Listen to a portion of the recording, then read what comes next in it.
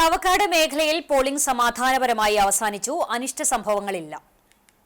രാവിലെ വോട്ടിംഗ് ആരംഭിച്ചതു മുതൽ പല ബൂത്തുകളിലും വലിയ തിരക്ക് അനുഭവപ്പെട്ടു. സാധാരണ രീതിയിൽ ഉച്ചതിരിഞ്ഞാണ് തിരക്കുണ്ടാവുന്നത്. എന്നാൽ ഇത്തവണ പ്രായമായവരുടെയും സ്ത്രീകളുടെയും വലിയ തിരക്ക് രാവിലെ അനുഭവപ്പെട്ടു. എന്നാൽ ഉച്ചതിരിഞ്ഞ് പോളിംഗ് മന്ദഗതിയിലായി. 4 മണിയോടെ നഗരസഭ ഉൾപ്പെടെ പല ബൂത്തുകളിലും ആളൊഴിഞ്ഞ നിലയിലായിരുന്നു.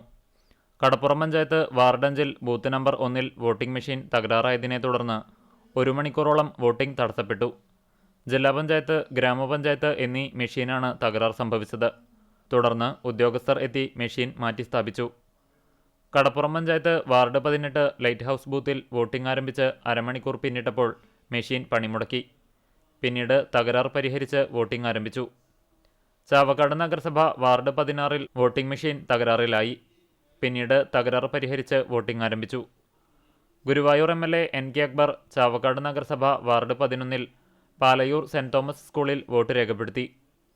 CPM ജില്ലാ സെക്രട്ടറി KV അബ്ദുൽ ഖാദർ കടപ്പുറം പഞ്ചായത്ത് വാർഡ് 5-ൽ സുല്ലമുൽ ഇസ്ലാം മദ്രസയിൽ വോട്ട് രേഖപ്പെടുത്തി.